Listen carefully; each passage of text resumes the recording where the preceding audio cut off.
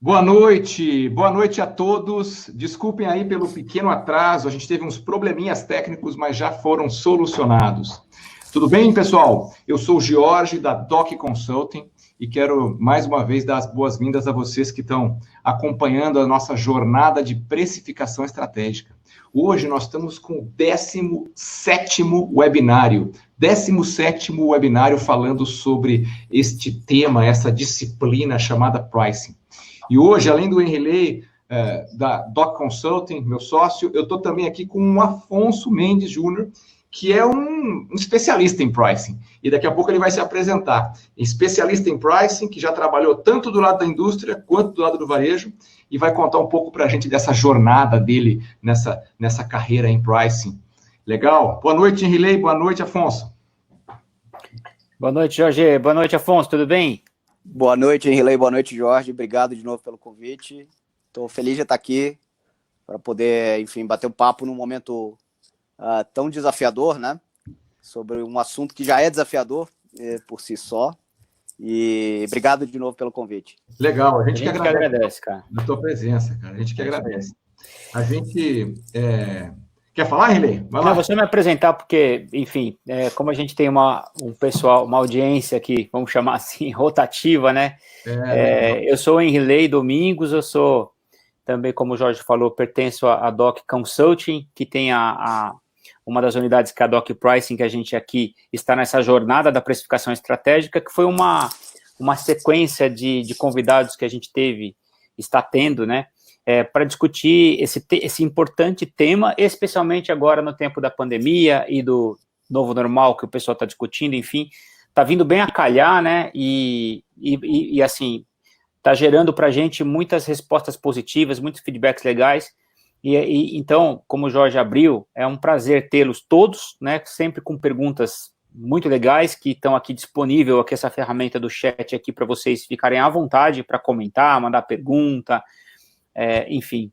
E também temos o prazer de ter convidados como o Afonso, né, que tem uma carreira super legal, dinâmica, né, em vários segmentos, na indústria, no varejo, bens de consumo, bens duráveis, semiduráveis, enfim, ele vai falar um pouco melhor daqui a pouquinho, e uma carreira que passou por área comercial e pricing fundamentalmente, né, então vai ser muito legal. A gente fez hoje a gente testou a ferramenta hoje à tarde, né? Embora você vê que quando a gente testou, funcionou. Na hora de entrar aqui, quase que deu um ruído, mas aconteceu. E já foi super legal essa nossa conversa. Então, a gente tem agora aqui o privilégio de ter com você aqui. Então, agora oficialmente, Afonso, obrigado aí pelo teu convite. E seria legal você falar um pouquinho na abertura aqui, um pouco da sua carreira, enfim, quem é você, para o pessoal conhecer aqui. Legal, bom, é um pouco do que vocês já disseram, né? Eu tenho aí mais ou menos uns 15 anos de carreira, das quais 10 anos muito relacionadas ao pricing, ou que orbitam o pricing diretamente. Eu comecei em área comercial e área de vendas mesmo, né? Em cervejaria. E aí eu sempre tive um perfil um pouco mais numérico, mais analítico, e fui aos poucos migrando para as áreas correlatas, né, que enfim, equilibravam um pouquinho essa visão de front office, né, do dia a dia mesmo de vendas e comercial, com o skill um pouco mais analítico e tal. Então eu fui trade marketing, também em cervejaria, e fui pricing pela primeira vez em cervejaria, como regional, depois nacional, e desde então, e aí, enfim, sempre na indústria, por muito tempo na indústria, né, bebidas, enfim, bens de consumo não duráveis de forma geral, e há 4 anos, aproximadamente, vim para o varejo, que é um mundo bem diferente, que é o outro lado do balcão, né, e é bem legal poder ter também a visão do lado do varejo, com uma dinâmica toda peculiar, mas já tendo passado pela indústria que me ajudou bastante. E esse é um pouco da minha trajetória. E pricing virou uma paixão, porque eu costumo dizer que pricing é ele tangibiliza uma série de frentes dentro de uma organização, né? Ele se resume e se tangibiliza no preço, né?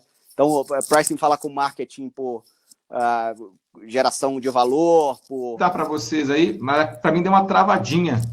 Se puder... Não, para mim foi normal, acho que foi só... Foi só para mim, então. Se a galera... Eu fiquei com medo que o pessoal também tivesse perdido, mas fica tranquilo.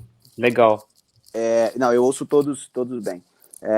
Então, eu acho que é um pouco isso, né? Fala com marketing, porque o tempo todo é uma das formas, né, de se, enfim, comunicar valor. Fala com finanças, porque o tempo todo é custo, rentabilidade, possibilidade de diluição de custo fixo por um determinado nível de precificação. Com a área comercial. Tem muito, porque respira o dia a dia de mercado e movimento de competidor, política comercial, força de vendas. Então é muito gostoso, porque você consegue transitar ali em todas as áreas de uma organização, e muito complexo naturalmente, né? E muito dinheiro na mesa, né? Sem dúvida, sem dúvida. Puta que legal. Você foi trade também, né, Afonso? Fui trade na indústria de bebidas. Legal. Eu estava até lembrando, recentemente a gente deu um workshop sobre política comercial, e eu falei de verbas. Eu estava aqui revisando a minha apresentação, e eu estava lembrando da confusão que é para você um tema tão simples quanto a verba que vai para o campo, como isso afeta todo mundo, né? Afeta o trade marketing, afeta a negociação de contratos, mas fundamentalmente afeta porque a maior parte dessa grana o pessoal usa para baixar preços, para acabar com a estratégia que a gente desenhou. Mas independente disso, cara, tem tanta coisa que a gente queria conversar contigo, vamos tentar estruturar, né? A gente queria conversar contigo sobre a sua visão de precificação estratégica, sobre a ótica da indústria, o que é uma indústria, o que é, né, uma indústria que tem uma área, que tem uma gestão estratégica de preços, como é que ela se diferencia das outras. Mas a gente também queria saber de você, a mesma pergunta para o varejo, que talvez a resposta seja um pouco diferente. E a outra coisa que a gente está interessado também da tua expertise é essa tua habilidade, mais do que habilidade, esse teu entusiasmo pela questão de análise, né? Pela questão de analytics, que é também poderoso enquanto ferramenta para tomar decisões e estratégicas, vou dizer assim, tomar decisões inteligentes, né? Então, se você puder percorrer um pouquinho desses tópicos e a gente vai trocando essa ideia, seria bem legal. Vamos lá. Bom, esse é um caminho que eu sempre tive, enfim, já há algum tempo, eu sou, vamos dizer assim, um entusiasta, né, dessa junção de analytics e do potencial que as ferramentas geram, isso aplicado em pricing, especialmente nos últimos anos a gente vem acelerando muito isso aqui na Casa e Vídeo, né, onde eu estou desde 2016 e a gente vem tentando muito usar os possíveis, não mais do que diagnóstico dos dados, né, os insights que os dados trazem, mas de efetivamente produzir decisões de negócio melhores a partir desse ferramental, né? Então isso é um negócio que eu acho que tem um potencial tremendo. A gente, enfim, estou à disposição para explorar isso com vocês. E da indústria do varejo, enfim, é muito rico, né? Tá dos dois lados, poder estar dos dois lados do balcão, porque você consegue resgatar, né, o processo que você está comentando aí da política comercial. Eu agora do lado de cá, né, como varejista, entendendo também as alavancas da indústria, os estímulos da indústria e os contra-estímulos do varejo, enfim, é muito, muito rico ver essa visão dos dois lados. A precificação estratégica, Jorge, eu acho assim, isso, ela Só para te interromper, você teve a chance de implementar uma área de pricing, tanto na indústria de bebidas quanto na indústria de lácteos, né? Isso na verdade, uma história bem recorrente até. Imagino que vocês também tenham se deparado com várias situações assim, onde companhias de muito sucesso, enfim, que chegam em patamares de escala relevantes e tal, usam o processo de precificação tomado de forma não muito científica, muito emocional, muito no feeling, enfim, da venda, né? Tá batendo meta, precifica, não tá batendo meta, baixa preço, enfim, são movimentos, companhias que usualmente têm essa estratégia de precificação, né? Com pouca análise embutida, com pouco dado, com pouca sofisticação de segmentação, de canal, políticas comerciais não necessariamente estruturadas, porque aí é o que você comentou, né? Um plano bonito no papel, quando vai para o mercado, fica desfigurado e tal. Então, isso foi mais comum, né? As companhias vêm se estruturando já há algum tempo para ter uma gestão de preço um pouco mais robusta, mas, enfim, esse foi um cenário que eu vivi, tanto na indústria de bebidas, como também em lácteos, e mesmo no varejo, a gente também se depara ainda com algumas tomadas de decisão de preço muito emocionais, né?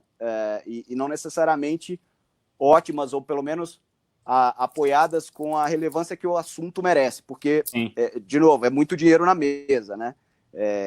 As empresas costumam investir muita energia em gerenciar custo, gerenciar despesa, e um ponto de preço, normalmente, por uma companhia típica, né, um DRE típico de uma companhia brasileira, vale 2, 3 vezes um ponto de custo, um ponto de despesa, né? Então, é um tema muito desafiador, complexo, e que vale muito dinheiro.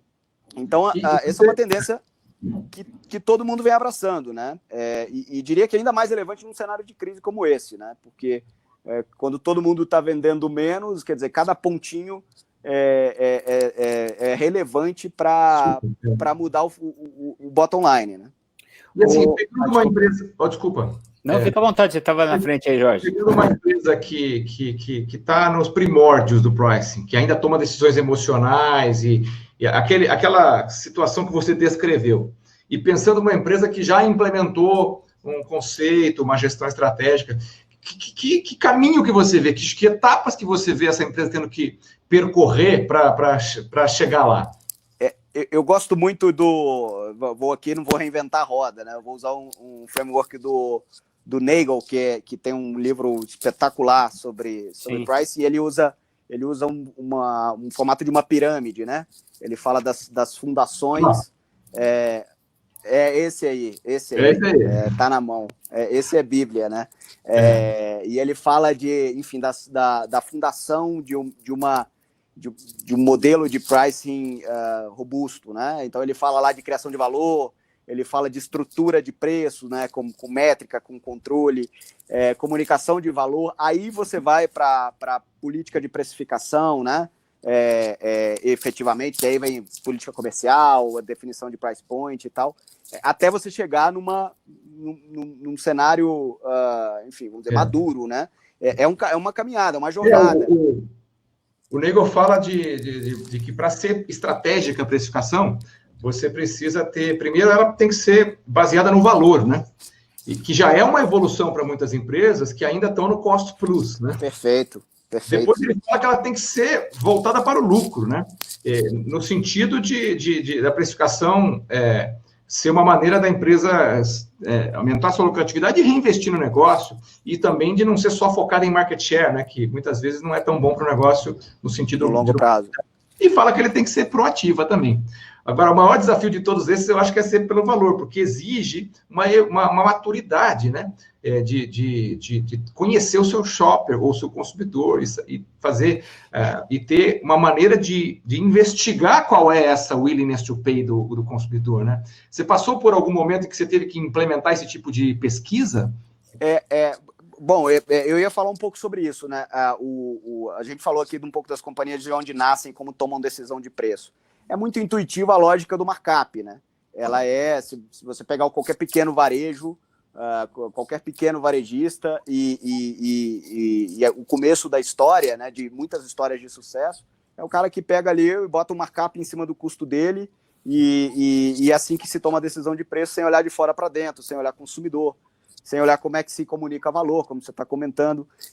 E muitas vezes, quer dizer, o tempo todo, na verdade, do lado da indústria, do lado do varejo, a gente se depara com situações desse tipo, pressão de custo e o estímulo, ou o primeiro impulso natural de se tomar uma decisão de precificação com base numa pressão que a gente está vivendo agora, como, por exemplo, o câmbio, né?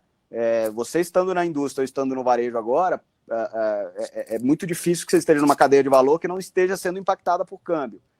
É natural que, de um lado, haja uma pressão de mudar a tua estratégia de precificação por uma pressão de câmbio.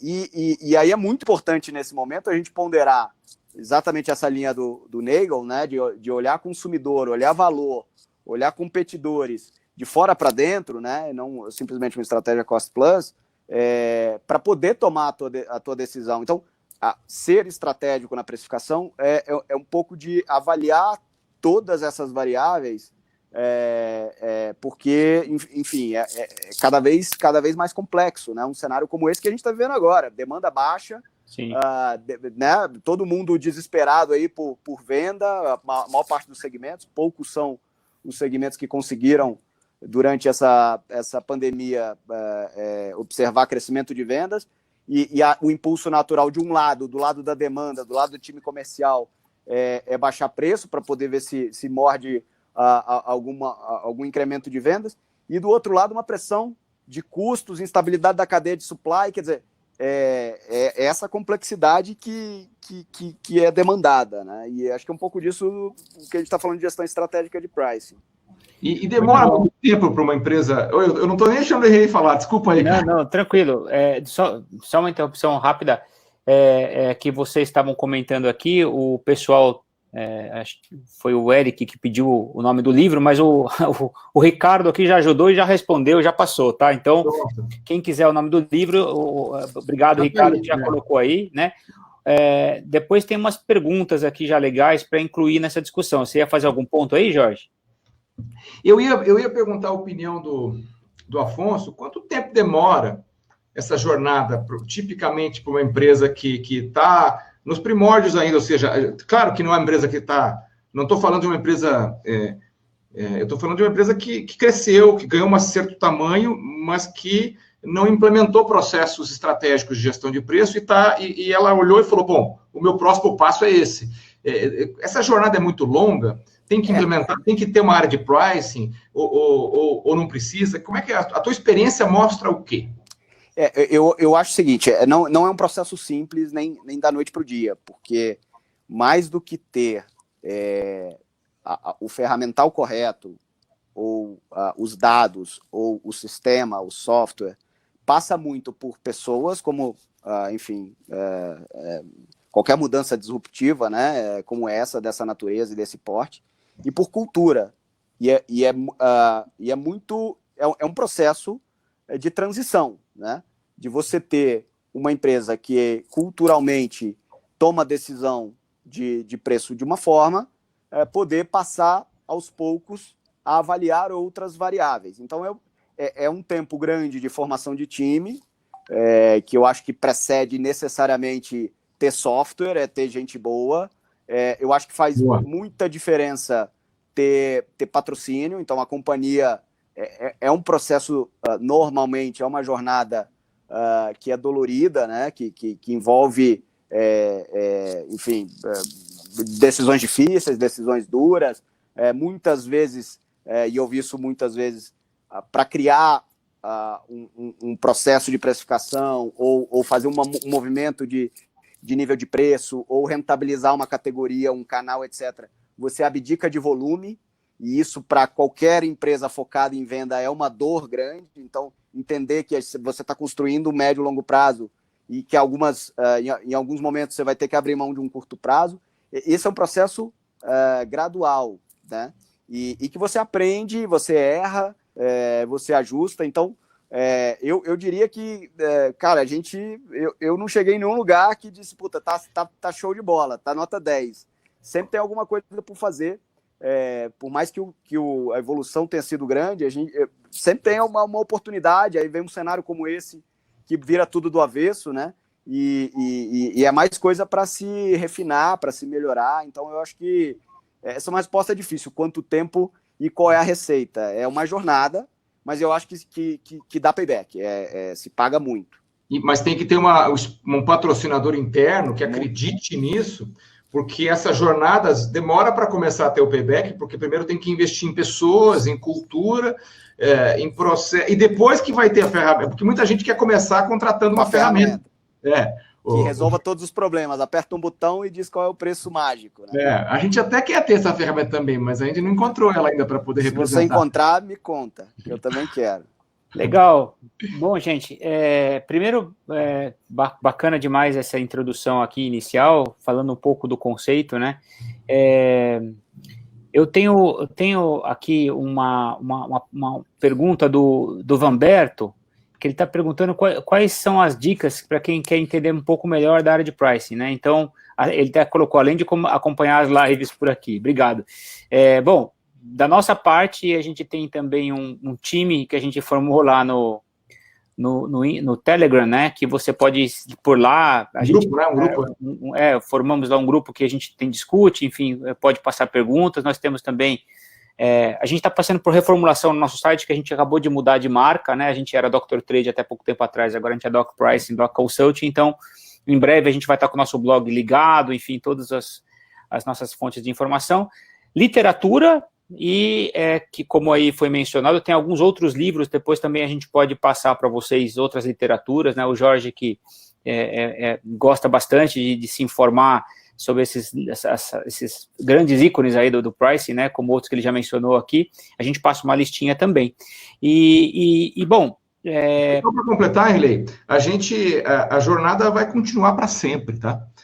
Pode ser que a gente tenha uma frequência um pouco menor, né? Porque todo dia é muito legal, mas a gente está pensando num formato em que a gente vai continuar trazendo para este ambiente discussões desse nível sempre.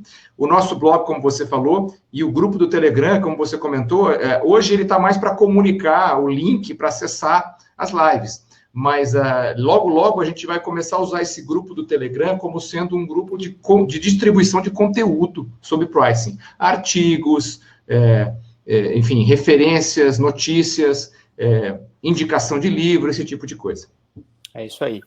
E aí, olha só, eu tenho várias perguntas, mas se eu fizer aqui, não vou nem conseguir gerenciar as que estão chegando, que são muito boas aqui, mas depois eu faço uma para você.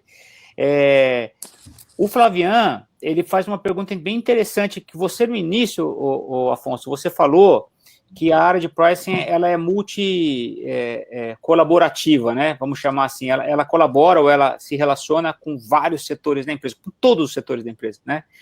E ele está falando aqui que é muito comum, ele passou por empresas que tem, ele até brincou, que tem metas para secar e metas para molhar, né? Ou seja, alguns que são mais agressivos em querer proteger a lucratividade, outras são mais agressivas em proteger o volume, né? E ele falou se esses KPIs não podem ser causadores de conflito, às vezes, de KPIs de áreas distintas, né? Que o pessoal fala são os KPIs que são conflitantes, né? O que você acha disso daí, Afonso?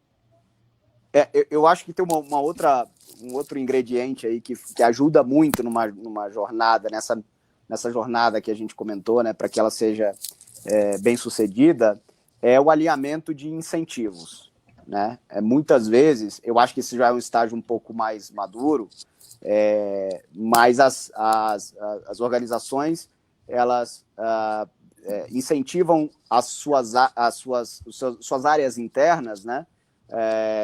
De forma muitas vezes contraditória, e gera esse conflito todo. Então, esse alinhamento coordenado de incentivos faz todo mundo remar junto, né? Então, passa necessariamente, de novo, não é a primeira coisa que eu recomendo fazer, mas passa por revisitar a remuneração e os critérios de remuneração do time comercial, do time de vendas, do time de loja, do time, entender que porque isso é parte do processo de criar cultura, né? E quando os incentivos estão alinhados, é mais fácil a turma remar junto para o mesmo lugar e você tem menos esse tipo de conflito. Então, quando tem muito ruído desse tipo, sei lá, área financeira com área comercial, normalmente é incentivo desalinhado, e isso é um indício muito forte de incentivo desalinhado ou vamos dizer, uma mudança, né, cultural, queimando etapas, né? A gente foi para a decisão, para o processo, antes de passar pela cultura, pela revisão dos incentivos, de aculturar as pessoas sobre qual é o rumo, para onde é que a gente vai, etc. Então, como eu disse, são passos graduais, né? Mas isso é outro ingrediente que faz bastante diferença, alinhamento de incentivos. A gente costuma, entre várias, né, metodologias que a gente aplica, a gente costuma separar de uma forma bem simplificada, mas importante, 3 bolas, né, que circulam numa área de pricing, né, numa metodologia de pricing, que a estratégia é uma grande bola, a estratégia, os processos, a governança, né, a outra são ferramentas e tecnologia, né, que é para suportar esse processo. E a terceira e fundamental, talvez a mais importante, que são as pessoas, a cultura. Eu acho que isso que você está falando é muito importante a empresa determinar essa cultura, esse posicionamento, e o preço, como você mencionou no início, ele vai ser a proposta de valor da empresa para o mercado, né? Onde ela vai se posicionar, onde ela vai... E eu acho que se isso for bem alinhado, começa a ficar mais fácil para entender esses KPIs aí que você trouxe. Perfeito, né? do contrário fica difícil, porque o estresse interno vai ser tão grande, cada um tentando remar o barco para um lado, que você não consegue evoluir. KPI, gente, só desculpa, o glossário, que às vezes a gente fala alguns termos aqui, e às vezes, né, a gente pensa, KPI é uma sigla de indicadores de chave de performance, né, Key Performance Indicators, que são indicadores-chave que a organização aplica em determinados processos ou departamentos para poder medir esse resultado. E aí o que ele está dizendo, né, e o que foi a pergunta, é que às vezes alguns indicadores podem, se não for bem organizados, serem conflitantes, e a área de pricing, ela é um grande radar disso daí, né. Você ia falar, Jorge, uma pergunta? Não, eu ia falar que tem uma... Desculpa, Afonso. Não, eu ia citar um exemplo concreto, eu acho que fica mais tangível para todo mundo. O time de vendas, seja da indústria, seja do varejo, tem uma meta de vendas, e outras áreas da companhia terem meta de margem ou de rentabilidade. E aí você tem, pelo não alinhamento dos incentivos, o time de vendas tentando maximizar. Cada um está fazendo o seu papel depois do drive da organização, né? Então, o time de vendas tentando maximizar volume e top line, e do outro lado, uma queda de braço interna, porque alguém está olhando o bottom line. Então, é importante dos dois lados, né? Não é só o time de vendas ter o bottom line, mas também as áreas de suporte terem o top line, porque é tudo um equilíbrio, né? Então, é esse alinhamento de incentivo que eu estou comentando que faz muita diferença. É isso, a gente costuma falar isso, né? Às vezes o time de vendas brigando pelo volume do mês, né? O time de marketing, às vezes, lutando pelo market share. Que é outro, E o head da unidade olhando a lucratividade. E finanças buscando redução de custo e querendo cortar a verba. E isso tudo, no final das contas, deveria estar alinhado para o mesmo objetivo. E, às vezes, em momentos internos, acabam gerando conflitos que cada um está correndo para um lado. Né? E o preço, eu até falar, porque eu lembro que você começou aí a tua carreira em pricing numa cervejaria, né? E eu lembro que um dos pontos lá, qual preço que a gente estava discutindo, né? Porque tinha o preço ao consumidor que era diferente em cada estado, né? A gente tinha 10 regionais, e cada regional, né, no Brasil tinha um composto de competidores e força de marca diferente, né? Líder num estado e a marca menos desejada num outro. E legal, ganhava muito mais dinheiro vendendo nesse estado que é líder.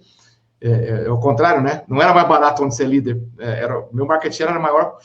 E, além disso, tinha o preço para o distribuidor, né? O preço de repasse para revenda, né? Que também era um tema discutido, porque qual é o preço que eu repasso para o revendedor vender na ponta, e os canais, isso tudo gera uma complexidade que tem que ter alguém estudando essas matrizes, né? Foi assim que vocês implementaram lá o pricing? Isso, é um pouco da mudança da indústria do varejo, você comentou, né? Essa é uma das complexidades da indústria, acho que tem algumas, né? Que tornam ainda, na minha visão, mais gostoso o desafio. Você falou, cada geografia cada praça tem uma dinâmica, uma percepção de valor da tua marca, que é isso que a gente falou, né? Precificação está totalmente ligada em valor, por mais que o custo de produção pudesse ser linear, ligeiramente melhor numa planta ou outra, o valor percebido é totalmente diferente. Totalmente diferente. Dependendo da praça e dependendo do competidor que disputa contigo em cada praça, do nível de competitividade. Tem a temática do canal, que também os canais se impactam. Consumo, né? imediato, consumo futuro. Dentro de um supermercado, dentro de um bar, né? de uma região de conveniência, que o cara está ali querendo tomar alguma coisa gelada, e aí ele é menos sensível a preço, do fenômeno do atacarejo, né? Que enfim, já tem um pouquinho de tempo de Brasil, mas que mudou completamente a dinâmica de precificação, e tudo isso combinado, e um intermediário no meio, vários intermediários, né? Tem um varejista do autosserviço, tem o supermercado, o pequeno varejista, e tem a revenda. E eventualmente um distribuidor, um revendedor, né? Que precisa ser remunerado. Quer dizer, combinar isso tudo e manter isso tudo no equilíbrio, porque também entre os canais, por mais que você esteja nivelado para o consumidor, né, consistente com a tua proposta de valor, se você desorganiza os canais, né, também era um ruído grande, porque você tem lá um canal, sei lá, um grande supermercado, uma grande rede, com maior rentabilidade do que outra. E aí aquilo começa a desorganizar a tua estratégia de preço. Você comentou um pouco da política comercial também, né? É bem complexo. O outro tema da indústria é que e aí eu pude aprofundar mais essa visão, né? Amadurecer mais essa visão desde que eu vim para o varejo, é que o timing do teu feedback é mais lento, né? Por mais que você tenha lá, muitas vezes, análise a reporte de mercado e tal, no varejo é instantâneo. E tem muitas forças acontecendo ali entre o teu plano de pricing lá, o teu brand plan e o nível de preço que você quer estabelecer, nível de market share, etc. Muita coisa. E reação de consumidor, e reação da cadeia, e aí o teu feedback é mais lento na indústria, e a tua velocidade de resposta, consequentemente, também, até chegar na ponta, por melhor que seja teu time de execução, comparativamente ao varejo, né? É mais lenta. E no varejo é uma toada mais a dinâmica é diferente, é bem diferente. Cara, eu tenho uma pergunta para você, para ilustrar um pouquinho, porque eu, enfim, já tive a oportunidade de fazer, né, nessa jornada nossa aí, projetos de pricing, de política comercial em vários segmentos, né, no segmento farmacêutico, segmento de logística, serviços, em supermercados, indústrias de bens de consumo, enfim, das mais diversas. Mas eu tive o privilégio também de fazer um projeto no segmento que você atua, né? E é um segmento que quando eu fiz o projeto, eu falei, se não é o mais desafiador de todos, é um dos mais, né? Por quê?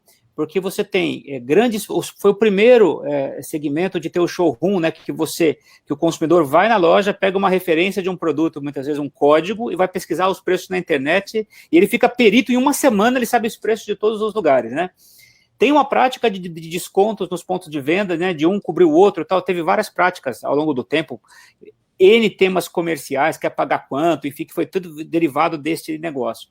Tem os players de internet que já começaram há muito tempo, né? Enquanto agora o varejo alimentar e de farmácia está indo para isso aqui, o eletroeletrônico já está muito tempo atrás, já atuando aí, e visibilidade. Então, ele tem uma atmosfera muito propícia a uma elasticidade de preço, a um nervosismo maior, né?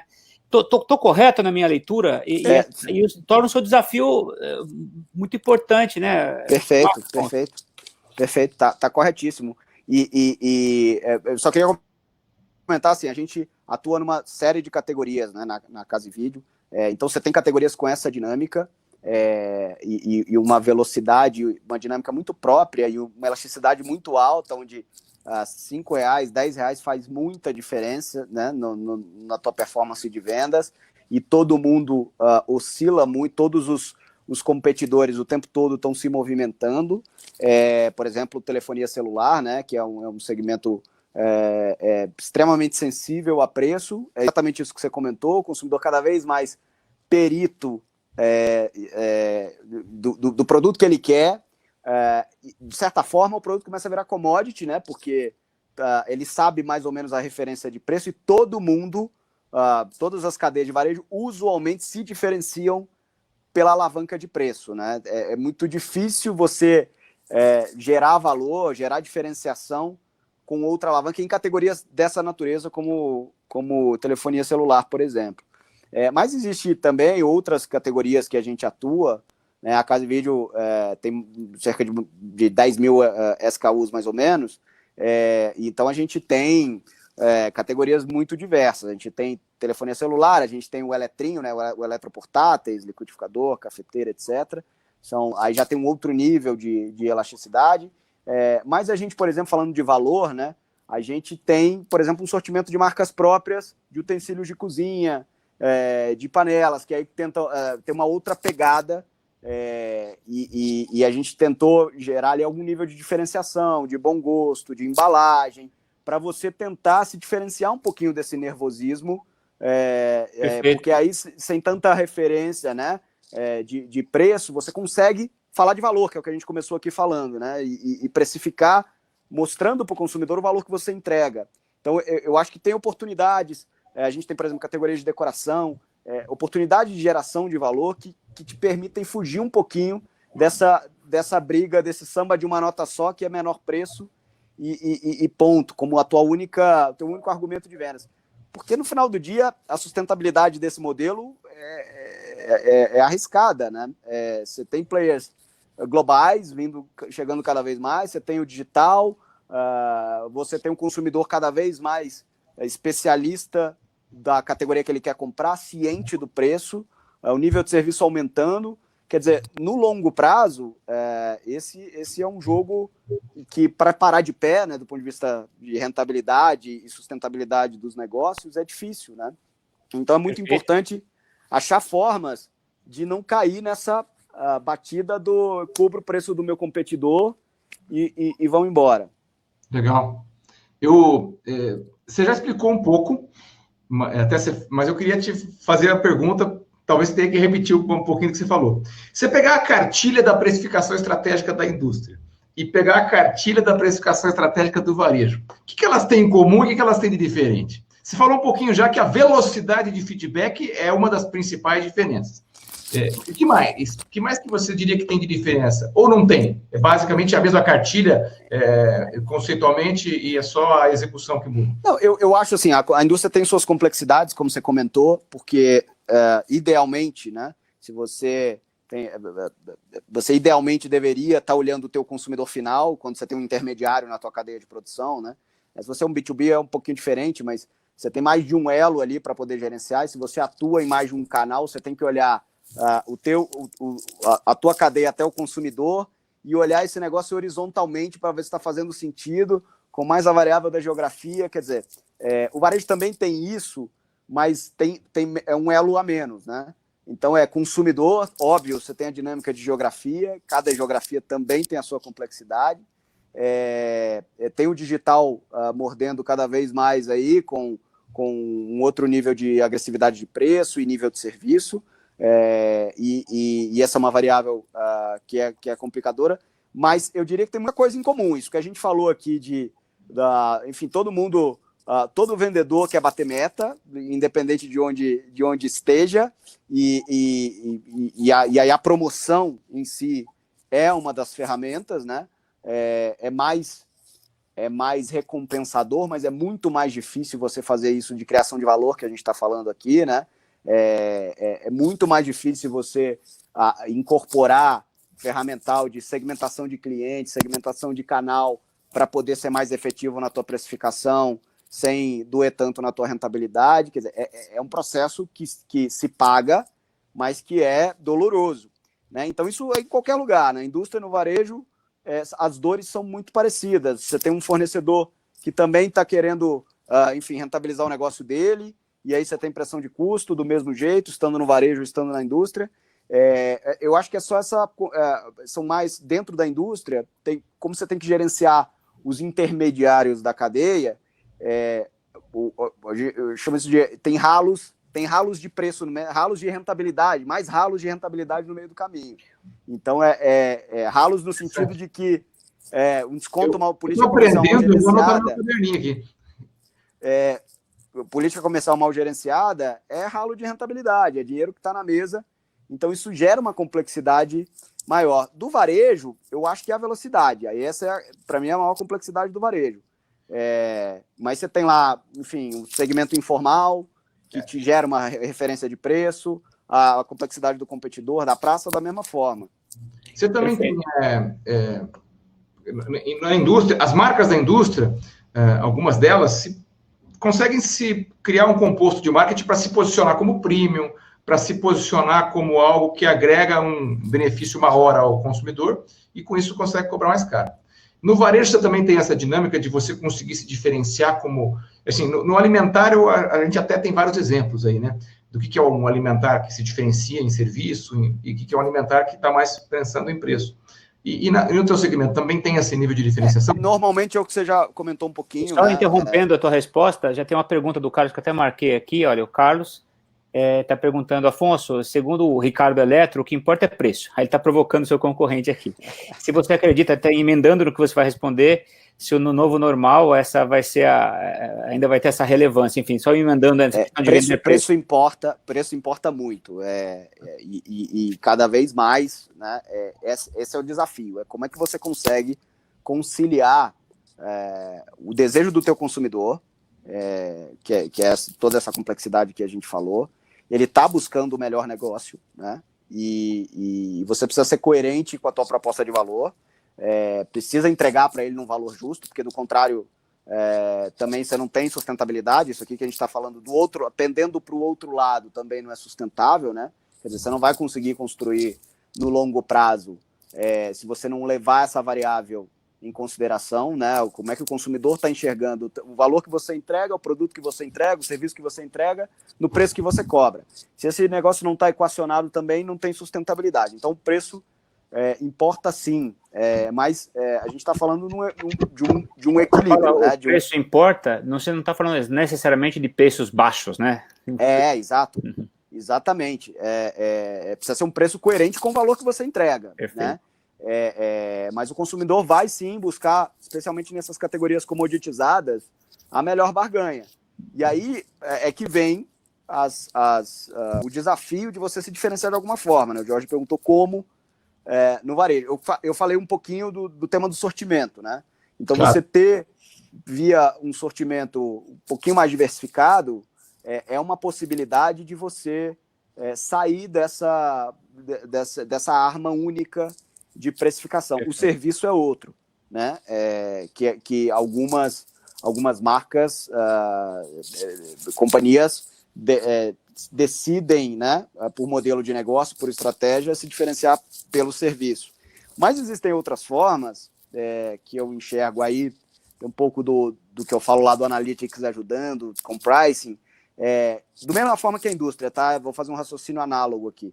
O varejo tem a oportunidade, por exemplo, de fazer combo, fazer cross-sell, para poder tentar aumentar a cesta do consumidor com esse tipo de categoria que equilibra um pouco a rentabilidade. Uhum. Do lado da indústria, você pode ter packaging, né, que é também uma componente importante de variável de packs maiores, packs promocionais, diferenciação de embalagem. E aí a gente tem casos de, né, embalagem maior, embalagem menor, embalagem, enfim, estratégias diversas de embalagem para poder também construir algum nível de diferenciação versus esses segmentos extremamente comoditizados, né? Então, eu acho que existem formas. Perfeito. Mas também não dá para você ferir a tua proposta de valor, isso é super importante. Afonso, em média, quantos itens se tem numa loja média de ponto de venda desse segmento? Mais ou menos. Nós, na Casa e Vídeo, temos 7.000 itens, mas existem varejistas grandes. O nosso modelo de loja é um modelo de loja de 600, 700 metros. São cerca de 150 quadrados. Lojas. Nós temos quase isso, estamos chegando nisso. Então, multiplicando 7.000 por 150 é o tamanho do desafio, né? Ou seja, gerenciamento de todos esses milhares de preços com essas flutuações. Estou te fazendo essa pergunta pelo seguinte, né? Aqui, quando a gente conceitua o pricing em camadas de sofisticação, né? Desde do primeira camada, que é um cost plus, que é as empresas que utilizam o custo, gerenciamento de custo, entendimento do custo e estabelecimento de algumas margens por segmento, por categoria, para poder tentar rentabilizar. É um primeiro nível, que já é difícil, como você falou, a maioria numérica ainda é o markup único, são contas, você já aplicar aqui já é. O segundo nível, que é o competition based, né, que é você já aplicar o conhecimento da concorrência, buscar atributos, como você foi falando.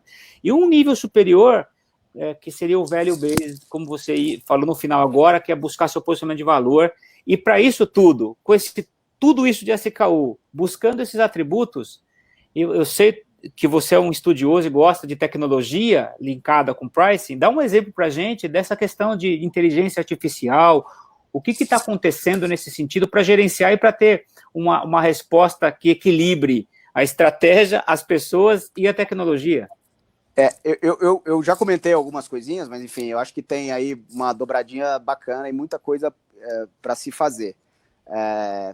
Eu acho assim, eu acho que a abordagem mais clássica, né, e foi como a gente começou fazendo, foi as primeiras iniciativas eram muito dessa natureza, são modelagens de previsão de demanda a partir de um determinado preço, e aí podendo ser mais robusto ou menos busto, né, com o nível de preço do teu competidor, qual é o volume que você espera, dado série histórica, dado uma série de variáveis, e qual é o teu ponto, por consequência, o teu ponto ótimo de lucratividade ou de market share. Isso foi um negócio que a gente já faz há algum tempo, mas aí que num cenário desse, você tem um cenário como esse agora de pandemia, esse negócio caduca, perde valor, né? Porque toda a dinâmica do mercado muda. Então, a tua série histórica, que te apontava um certo nível de resposta de volume, parametriza, né? Ela perde total valor, porque a regra do jogo muda, né? Eu me lembro da gente comparar, por exemplo, respostas a promoções um pouquinho mais lá atrás, né, 2016, 2015, um pouquinho mais perto do pior momento da recessão, versus 2018, quer dizer, uma mesma promoção numa mesmo tipo de categoria, com a mesma redução proporcional de preço, numa mesma marca, gera 15, 20 pontos de resposta, né, de elasticidade, a depender do cenário, de como o consumidor tá, de como a economia tá, de como ele responde a esse estímulo, né? Então, esse tipo de abordagem num cenário como esse, eu acho pouquíssimo recomendado, porque a gente está vivendo um cenário atípico, mas existem outras formas, né? A gente, por exemplo, na Casa e Vídeo, a gente adotou um algoritmo de precificação que é uma grande árvore de decisão, né? Então, como a gente comentou aqui, são várias variáveis de negócio que deveriam apoiar um processo de decisão de preço. Então, por exemplo, a sensibilidade a preço de uma categoria. Então, a depender da categoria, eu tenho uma dinâmica diferente. Eu falei aqui, o telefone celular é bem diferente de um utensílio de cozinha, claro. e assim por diante. O outro tema é a região, né? Então, a depender da região, eu tenho lá uma lógica de precificação. E aí tenho, por exemplo, eu tenho um problema de abastecimento da indústria. Essa é uma das variáveis. Eu tenho um problema de abastecimento, eu não vou conseguir ter um nível de estoque adequado para eu fazer uma promoção, não adianta promocionar, né? Então, essa é uma outra regra. Então,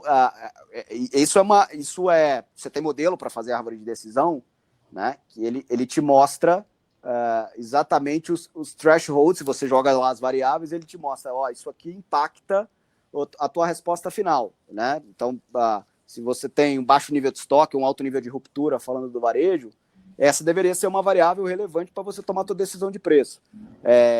Então, esse é um tipo de categoria. Outra coisa que eu acho que tem muito valor, e aí vale para a indústria e vale para varejo, vale para serviço, vale para todo mundo, é a possibilidade de clusterizar, né? O consumidor é diferente, como o Jorge falou, o willingness to pay dele é diferente, cada um tem um hábito de consumo, um nível de sensibilidade a uma promoção, e eu estou falando de B2B e de B2C, né? Então, a possibilidade de você usar modelo de clusterização pode te apoiar em construir lógicas de precificação diferentes, e aí você é mais assertivo, não precisa necessariamente fazer uma baixa de preço generalizada para 100% das tuas contas, dos teus clientes, das tuas lojas, porque nem todo mundo responde igual. Então, essa é uma outra forma. Eu falei aqui de cross-sell, falei de combo, né? Uma outra possibilidade que eu vejo é sistema de recomendação. Também tem aí um monte de modelo que você pode encontrar, entendendo o teu histórico, se você é uma indústria, você consegue ver o que se compra junto e qual é a oportunidade de vender um produto ou um serviço que você não vende para uma conta similar, e aí você organiza uma forma da tua força de vendas oferecer isso para o seu cliente. Se você é um varejo, mais rico ainda, porque você tem a cesta dos consumidores e você sabe exatamente quem compra o quê, enfim, muita gente vem fazendo isso muito bem. Então, para mim, são algumas ferramentas de analytics, de modelagem e tal, que ajudam tremendamente esse desafio que a gente está falando. A gente não está te ouvindo. Eu também não estou ouvindo. Foi minha culpa mesmo. Bom, gente, a gente tem aqui já um tempo interessante de conversa e eu queria incluir aqui, agora mais especificamente, alguns pontos da pandemia, né? Esse segmento, como é que está respondendo? Porque a gente até vinha conversando um pouco antes, né, Afonso? Algumas tendências aí de cinema em casa, as pessoas preocupadas, né? Os games cresceram bastante, né? Enfim, alguns produtos que a gente tinha em casa passou a usar mais, né? Que se vendem. Como que está a resposta disso? E o que você acredita já que esse seu segmento vai sofrer com estas tendências e também na precificação? Eu acho que muita coisa está mudando e muito rápido, né? E especialmente a dinâmica mudou, então isso que eu comentei, né? Tuas séries históricas, teus modelos históricos não necessariamente explicarão o que vai acontecer no futuro próximo. E aí, nesse cenário, muita coisa muda. Do ponto de vista do consumidor, eu acho que muita coisa muda. O digital, para mim, é uma barreira, né, que foi rompida, né, depois da pandemia. O cara que tinha ainda alguma resistência, alguma preferência de fazer a compra física, o consumidor que era um pouco mais físico, offline do que online, ele definitivamente agora meio que foi forçado né? Ele rompeu a barreira que ele tinha, o preconceito que ele tinha, e se a experiência foi boa, ele provavelmente vai adotar esse hábito de consumo. Isso muda o tabuleiro naturalmente, especialmente para quem é fundamentalmente físico, né? Muda o tabuleiro estratégico. Eu acho que é uma reavaliação. O nosso mix aqui, pessoalmente, de categorias da Casa e Vídeo mudou bastante durante a pandemia, quer dizer, uma repriorização do que é importante. Então a gente teve, e é muito particular de categoria a categoria, né? Mas o consumidor mais em casa, ele considerou, em alguns casos, que era mais importante ele ter um eletrodoméstico um pouco melhor, considerando que ele ia, sei lá, tomar café o dia inteiro em casa e não vai para o escritório, não vai usar, né? De repente a cafeteira do escritório é melhor, ele tinha uma cafeteira ok em casa, mas agora ele está em casa, ele precisa de uma cafeteira um pouco melhor. Então a gente viu várias categorias com esse comportamento de trade-up, né, que a gente fala, o cara optando por um atributo um pouco melhor. E tem, naturalmente, né, num cenário desse, recessivo e de aumento de desemprego, etc., o cara trading down também, né, ele não vai poder, em outras categorias, entendendo que aquilo não gera tanto valor, de novo aqui a gente falando do valor, né, ele vai optar por uma opção mais barata, que atende ali a necessidade básica dele. Isso foi muito particular de caso a caso. A gente teve categorias respondendo de uma forma, categorias respondendo de outra forma, de formas diferentes. Eu acho que tem uma ressignificação também do que é valor para o consumidor. Eu acho que o consumidor ele de certa forma repensa até vamos dizer assim, back to the basics, de o valor que tem ficar em casa com a família, com os amigos, de se socializar. Isso muda um pouco a forma do consumidor consumir e priorizar as escolhas dele. Então, acho que tem que estar todo mundo como marca, como branding, e como mix, e como comunicação, está muito ligado nisso, né, em toda essa mudança. Cara, e tem muita incerteza também, né? A gente não sabe se no médio e longo prazo, por exemplo, uma das variáveis que eu acho que está na mesa para o varejo é a forma de comprar. Então, o varejista atento à higienização da loja, essa é uma variável que ficou super relevante na minha visão. O consumidor vai levar em conta na decisão de compra, se a loja está bem higienizada, se o time de lojas, enfim, está usando equipamento, se tem álcool gel, se as marcas, como é que elas se comportaram durante a pandemia, que eu acho que esse é um outro tema relevante, né? Eu acho que, a depender da postura das marcas, o consumidor pode eleger marcas como queridas ou vilãs, né, pós-pandemia. Isso pode mudar também a dinâmica. E tem a pressão do câmbio, né? Então, esse é um grande desafio como pricing especificamente, na minha visão. De um lado, pressão de câmbio, do outro lado, um ambiente recessivo, uma economia sem força de consumo. Então, de um lado, uma pressão de subir preço e, do outro lado, uma pressão de baixar preço. E isso gera, provavelmente, a gente falou do pricing, da precificação emocional, né? No desespero da venda, muita gente ficou varejo físico com loja fechada há muito tempo, buscar recuperar via redução de preço. E aí isso pode gerar, né? Muitos competidores podem ser irracionais nesse sentido de não fazer muita conta, isso desorganizar muito o mercado e gerar um efeito manada, porque um competidor começa a responder o outro. Então, isso é uma implicação importante. Mas, mais do que isso, eu acho que é um exercício de futurologia grande. Muita coisa vem acontecendo rapidamente e acho que é difícil prever o médio e longo prazo, pelo menos. O número de empresas claro que você não tem um número, mas o número de empresas que você acredita que está se preocupando em implementar esses conceitos de precificação estratégica tem aumentado? Ou deve ser ainda pequeno? Qual que é a tua visão com a tua experiência? A minha sensação é que sim, tem aumentado. Até porque cada vez mais essa é uma variável que muda o jogo, né? Você vai observando que em vários segmentos players muito, muito voltados a volume, com uma baixa capacidade de equilíbrio, de rentabilidade, de longo prazo dessa estratégia, modelos queimadores de caixa, etc., vão ficando pelo caminho, né? E nesse sentido, isso eu acho que faz com que as organizações passem a refletir sobre modelos muito mais inteligentes, um pouco mais equilibrados, inteligentes, e a sustentabilidade desses modelos de muito curto prazo e tudo mais.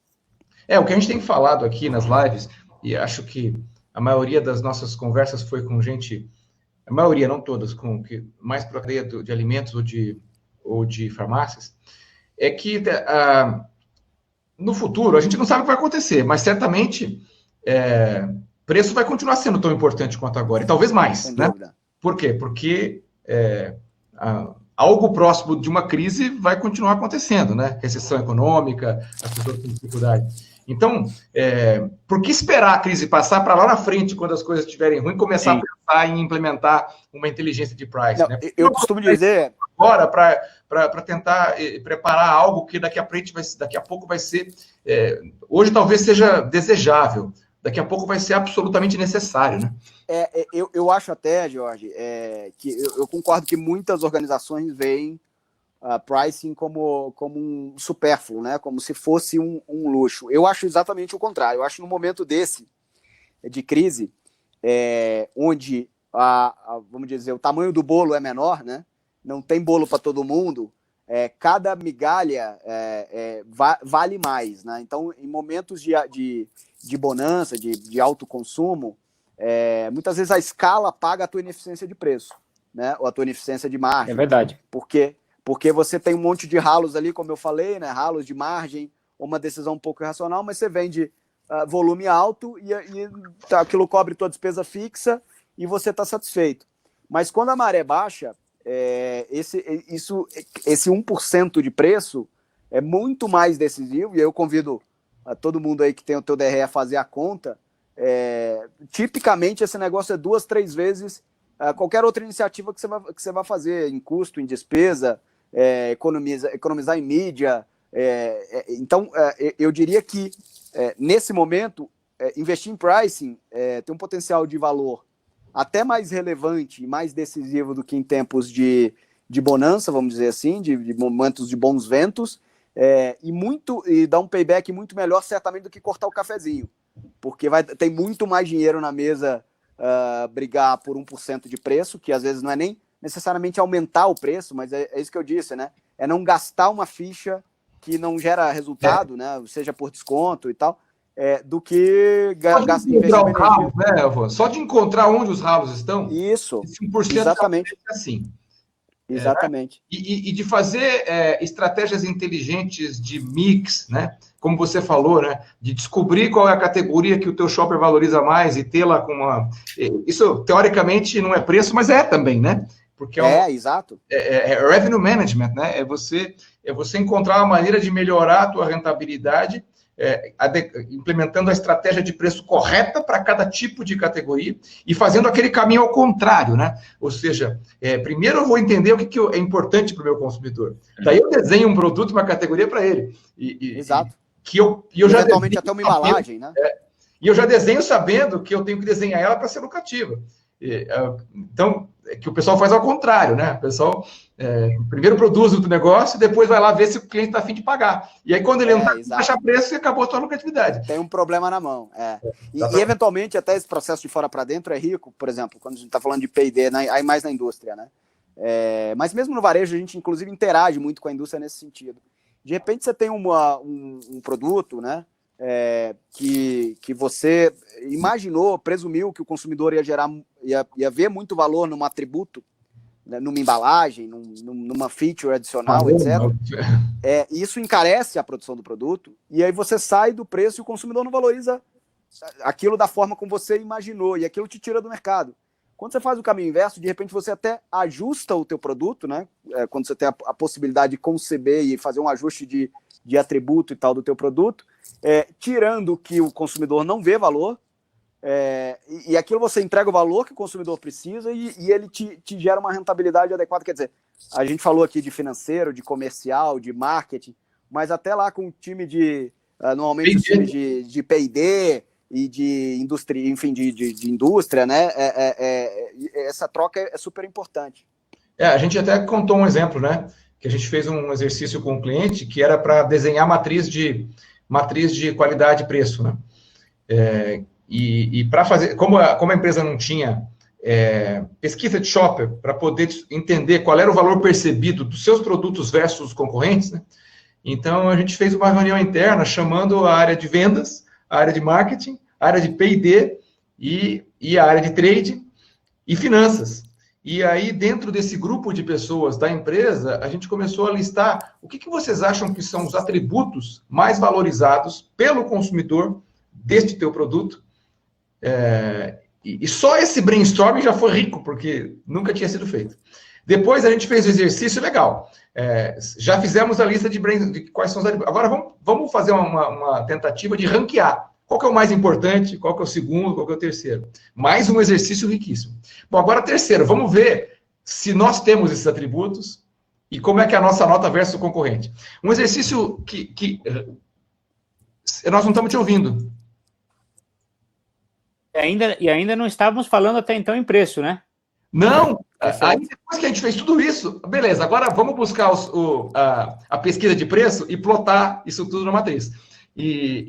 Então, né, o natural seria a primeira coisa que a gente faz é uma tabela de pesquisa de preço e ver quanto que eu estou versus o concorrente. Puta, eu estou caro demais. Caro demais com base em quê? Né?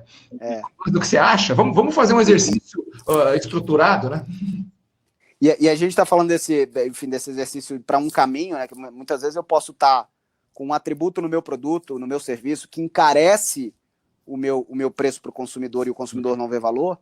mas o caminho pode ser o inverso. Às vezes você agrega algum atributo no teu produto, no serviço, que gera um valor tão grande, que te gera diferenciação e que te permite traduzir em preço e em rentabilidade, né? Então, esse caminho, exercício de fora para dentro, é rico nos dois sentidos, né? Muito, muito bom. Tem mais perguntas aí pra gente explorar? Tem. A gente está aqui. Acabou que a gente já falou um pouquinho sobre esse novo normal, né? Falou um pouquinho sobre a pandemia, e tem algumas perguntas que vieram aqui que não estão totalmente ligadas nesse conceito, mas são importantes. Tem uma pergunta que surgiu aqui da Mila, que vale para você também, Jorge, aqui se vocês conhecem alguém que tenha utilizado o índice de financiamento em precificação, estoque desfinanciado, seria, então, uma precificação, seria uma alternativa para uma precificação mais baixa? Posso responder, Jorge? Pode. Eu vou querer aprender. Essa é uma métrica, eu falei lá dos incentivos, né? Essa é uma das métricas que hoje o nosso time comercial responde, né? A lógica do prazo a pagar para o fornecedor e o estoque que eu segurei, quanto tempo demora para girar. Isso é super relevante em modelos, enfim, para evitar o desencaixe de caixa, né, no tempo, e a gente não precifica em função do índice de financiamento, mas ele é uma das variáveis que impacta a rentabilidade e que indiretamente, assim, não é um cost plus, como eu falei, né? Então não é porque eu estou desfinanciado que eu vou ou com alto estoque. Na verdade, o efeito poderia até ser contrário, né? Eu queria reduzir preço para acelerar giro, para reduzir estoque, mas o estoque parado, na nossa mecânica, ele desconta rentabilidade de uma categoria. E aí os gestores da categoria respondem punitivamente por um mau índice de financiamento, né? Ou rentabilizam uma categoria por um bom índice de financiamento. É que é difícil atribuir ou usar só a precificação como uma solução desse problema, né? Isso passa um pouco maior, exato. Né? Mas é muito bom que isso esteja associado aos incentivos, como eu dizia, porque é muito comum aí, de novo, os dois lados, né? Indústria e varejo. Do lado da indústria, o que a gente costuma fazer é oferecer algum prêmio de preço por volume. E isso muitas vezes é aderente do lado do varejo. O cara pega um estoque um pouco maior do que o giro natural dele, olhando um volume, né, um desconto de curto prazo, um incentivo de curto prazo, e ele toma uma decisão de compra, de curto prazo, olhando um estímulo de curto prazo, e tem um problema ali no longo prazo, porque tem estoque demais, e isso impacta a caixa. Então é importante os incentivos estarem equilibrados para que na hora do lado do varejo, né, tomar a decisão de compra, o cara olha um pouco, peraí, eu estou tendo desconto aqui no curto prazo, mas esse estoque vai demorar 90 dias para gerar, 80 dias, 60 dias, e eu também vou tomar um pênalti aqui em índice de financiamento. Então, não é uma variável direta da precificação, até porque a gente está o tempo todo aqui falando que essa história não é simplesmente cost plus, né? Mas é uma variável para apoiar na decisão, né? Vamos dizer assim, da compra e da precificação. Sim. Ô Jorge, obrigado, Afonso. Tem uma pergunta que eu acho que encaixa também para você aqui, ó. A Jéssica Gonçalves, ela está perguntando o seguinte: existem recomendações de ferramentas que a gente possa utilizar para fazer análise dessas séries históricas, né, de preço? Né? Eu queria saber qual que o Afonso usa, né? Existem. Assim, só para responder, a gente quando faz projetos de consultoria e a gente faz esse tipo de estudo para as empresas, a gente usa algumas ferramentas estatísticas, usa o R, usa a Minitab, mas mais do que a ferramenta em si, a gente tem que saber que perguntas que a gente faz para a ferramenta, né? Tem que ter todo um entendimento do negócio, tem que ter todo um entendimento das variáveis que faz sentido analisar, para depois começar a rodar as séries e começar a rodar as análises de correlação e coisa do tipo. Né? E também existem softwares que fazem isso, que são comercializados aí, e em breve a gente vai ter até webinários com algumas dessas empresas que trabalham com softwares de precificação e que tem um pouco desse analytics embutido. E vocês, o que vocês usam por aí, Afonso? A gente usa R, enfim, acho que o R é um caminho legal, porque, enfim, é sem barreira de entrada, né? Custa nada para você poder começar a brincar com aquilo ali, e os modelos, os pacotes estão disponíveis. A gente teve numa fase de usar R com Shine, para o Shine fazer as saídas um pouco mais visuais dos produtos, né? Então, o R em si, ele é útil para a gente entender os drones, mas para o tomador de decisão, ele não é necessariamente uma interface. Mas a gente agora passou, recentemente, começamos a fazer aí as nossas investidas no Azure Machine Learning Studio da Microsoft, tem muito modelo embutido, inclusive conversa com R e com Python também, e tem vários softwares robustos, comercializados, mas eu acho que você tocou num ponto importante, Jorge. Eu acho que o software, ele não faz a mágica sozinha. A gente falou de gente aqui, eu acho que precisa ter gente experimentada, gente boa, né? Os caras bons de códigos estatísticos bons de conta e tal, com boas cabeças, mas também esse cientista de dados sozinho não faz verão. Tem um outro cara, você falou um pouco das perguntas que a gente quer responder, eu concordo. Muitas vezes a gente sai modelando sem nem saber que problema de negócio isso resolve e quanto custa resolver esse problema de negócio. Eu também recomendo fortemente que as companhias tenham o que a gente chama de tradutor, né? O cientista de dados, o estatístico, ele tem uma linguagem própria, normalmente o tomador de decisão, né, o cara da ponta, o cara do comercial, do marketing, que está fazendo uso daqueles produtos de analítica, tem uma outra linguagem.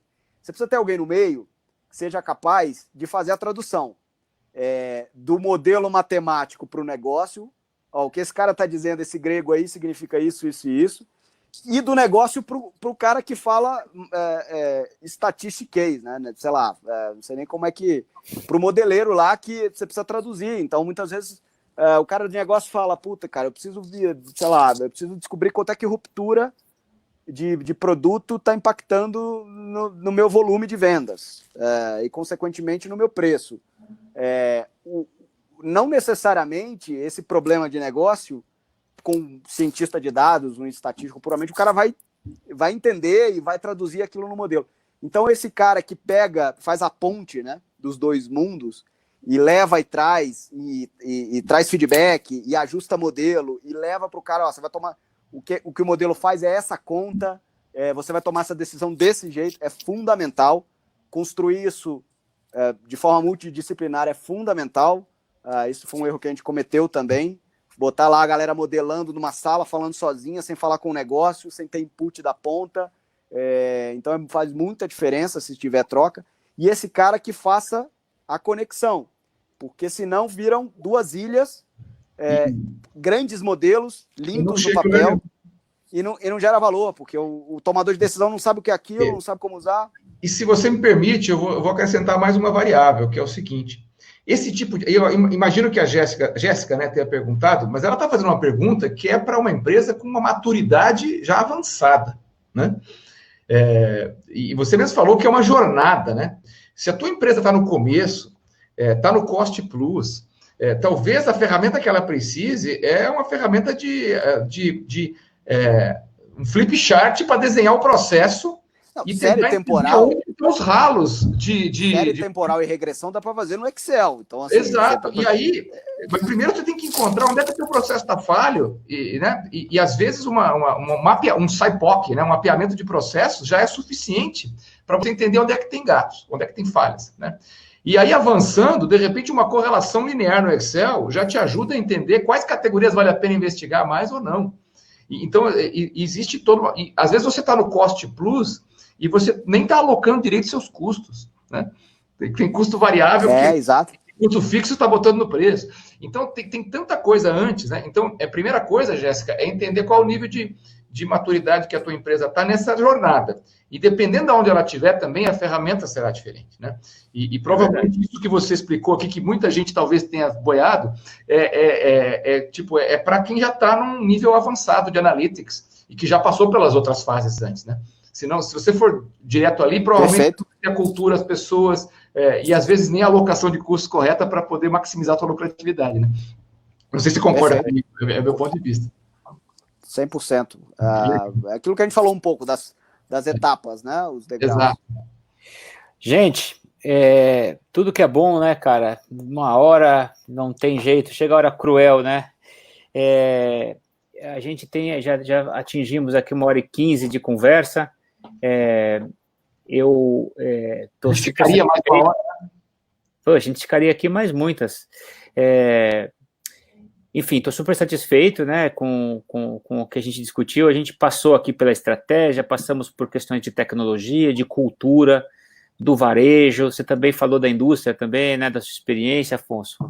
E essas perguntas todas que vocês fazem também aqui, pessoal, ajudam pra caramba a gente a ter mais oportunidade de debate, né?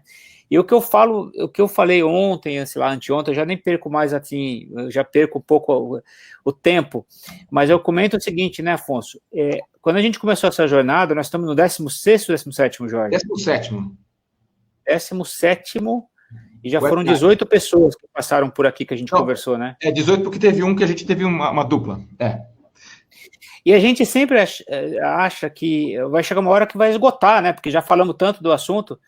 Mas não, cara, a gente está sempre terminando o webinário e dá para estender mais 3 horas ali de conversa fácil. Então, eu queria, primeiro, agradecer muito, né, a tua presença aqui, cara, a tua participação, e daqui a pouco eu vou pedir a tua mensagem final, tá? O que você... Se você falar assim, o que a pessoa pode fazer a semana que vem de diferente? Vai pensando aí que eu queria ver uma visão tua, tá bom? Você não vai ouvir? Tá ouvindo? Eu tô perdendo, eu não tô ouvindo muito bem vocês. Se puder repetir a pergunta, vocês me ouvem? Agora você tá ouvindo ou não? Agora você escuta a gente? Tá picotando um pouquinho. O Jorge ouça um pouco melhor. Legal. Eu vou fazer essa pergunta por aqui, ó, pelo chat daqui a pouco para você, tá, Afonso? Mas assim, o que eu queria deixar de mensagem... Agora acho que tá legal. Legal. Então, Afonso, eu vou fazer uma pergunta para você no final, mas vai pensando na resposta aí. O que a pessoa pode fazer na semana que vem, se ela quiser pensar diferente já em pricing, o que ela poderia fazer? Qual seria a sua dica, tá? Aguarda aí.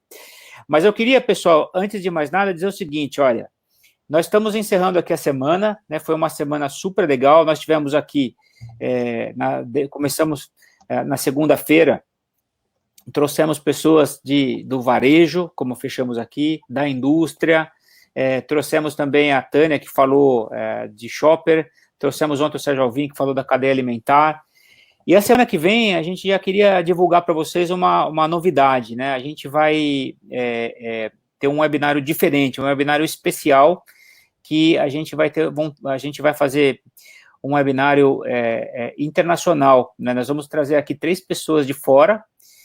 Vai ser um webinário, daqui a pouquinho o Afonso volta com a gente aqui. A tua imagem e o teu som estão com um pouco de delay, para mim, pelo menos. Talvez o Afonso tenha saído e vai voltar agora para resolver isso aí. Tá legal. E aí, Jorge, eu queria que você falasse um pouquinho da semana que vem, desse webinário aí, para convidar o pessoal, né? Desde já, a gente vai começar a divulgar isso amanhã, mas aqui fica quem está de primeira mão com a gente aqui já vai ter essa notícia, né? Legal, gente. Acho que o Afonso já volta. A gente conheceu... quando a gente foi para Nova York, a gente foi participar da NRF, a maior feira de varejo do mundo, né? E a gente foi em janeiro desse ano e a gente fez uma investigação para encontrar empresas especializadas em pricing que pudessem começar essa troca conosco, né? De conhecimento e até, por que não, de ferramentas, né? E a gente encontrou lá a Activivian, que é uma empresa que nasceu no mercado financeiro, que nasceu no mercado da Europa e que agora está nos Estados Unidos, que é uma empresa que provê soluções de analytics, soluções de software para otimização de preços. Eles nasceram no mercado financeiro, onde eles desenvolveram toda a sua expertise e tecnologia, e hoje eles têm um braço muito importante no varejo. E eles vão apresentar para a gente um case de como que eles levaram um cliente varejista da Europa a melhorar drasticamente a sua rentabilidade através da utilização de uma tecnologia e de uma modelagem, de uma estratégia de precificação. Vai ser bem legal, mas não vai ser só uma apresentação. A gente também vai conversar um pouquinho. Como eles têm uma parte deles que está na França, uma parte que está em Nova York, a gente vai falar um pouquinho também sobre essa pandemia, como é que foi para eles isso, né? Eles estão em 2 centros bem importantes do vírus e enfim. Então vai ser um bate-papo aí interessante que vai ser na quarta-feira, dia 10 de junho, tá?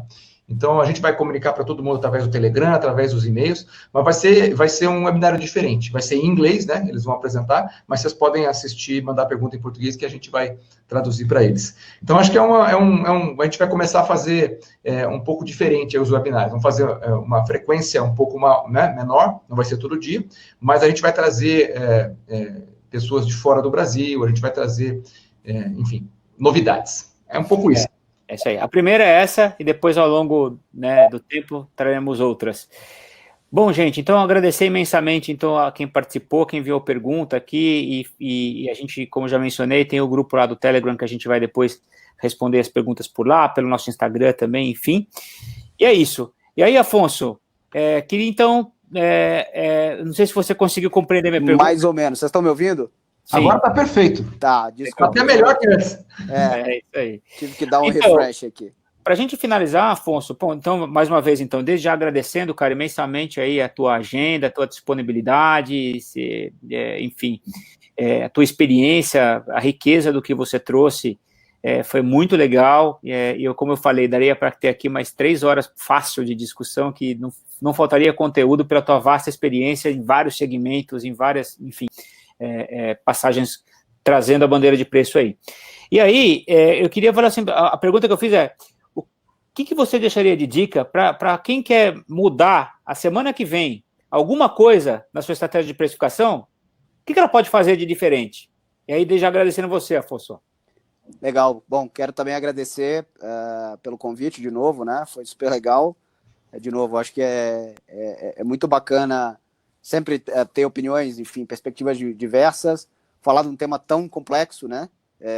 Num cenário, num momento especialmente complexo. Então, é muito rico, muito, muito legal. Obrigado de novo pela oportunidade. Eu acho assim, acho que é importante não necessariamente ter um anseio do estado perfeito imediatamente, né? Às vezes você não consegue achar o ponto ótimo de uma decisão, mas você consegue fazer algum progresso em que você está tomando uma decisão um pouco melhor do que ontem, né? do que anteontem.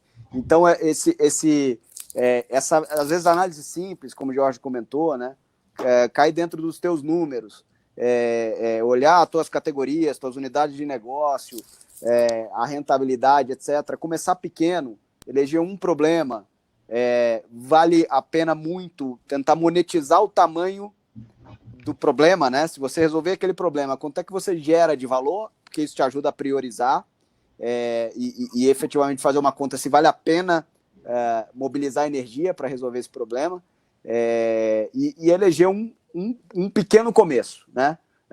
Toda jornada começa com um primeiro passo, né? Então, às vezes esse passo é pequeno, não vai te levar para um modelo super sofisticado, ótimo, etc., mas você consegue tomar uma decisão melhor, e aí você ganha momentum, vamos dizer assim, e aquilo vai engrenando, vai te abrindo portas de problemas que você não conhecia, né? O Jorge comentou aqui, puta, meu custo está errado, esse produto dá menos margem do que o outro, deixa eu entender por quê, se é a mesma planta que produz, se é a mesma lista técnica, etc. E aí você acha um problema de custeio, enfim, e aí esse processo vai, com passos graduais, vai levando a essa jornada, né? Que, de novo, eu acho que não tem fim, eu não consigo ver um momento que a gente vai chegar e falar, puta, fizemos tudo que dava para fazer. Acho que isso é impossível. Perfeito, cara, muito bom, obrigado. Quando a gente chegar lá, a gente faz preço dinâmico, inventa outra coisa. Não, beleza, cara, obrigado mesmo. Já estamos com 1h25, como eu te falei, né? A gente conversou antes. Se o papo estiver bom, a gente vai até 1h30, e a gente foi. Obrigado mesmo. Acho que essa conexão que a gente fez não vai acabar. A gente com certeza vai querer ainda ter a tua presença e a tua expertise no futuro, porque é muito rico o que você tem para ensinar. Eu tomei nota de um monte de coisa, porque eu aprendi muita coisa contigo também. Obrigado. Legal, obrigado. Valeu. Obrigado de novo, para mim também foi ótimo. Aí. Legal, obrigado. Um abraço para todo, boa noite, bom jantar para todos vocês, né? Porque começou às 7, ainda não deu tempo de jantar. E legal, cara. Agora a gente vai ficar um tempinho sem lives diárias. Voltamos no dia 10, na quarta-feira, com esse webinário com nossos convidados de Nova York e de Paris. Legal? Um grande abraço e boa noite a todos. Valeu, Afonso. Tchau, tchau. Valeu, gente. Um abraço a todos aí. Boa noite. Um abraço.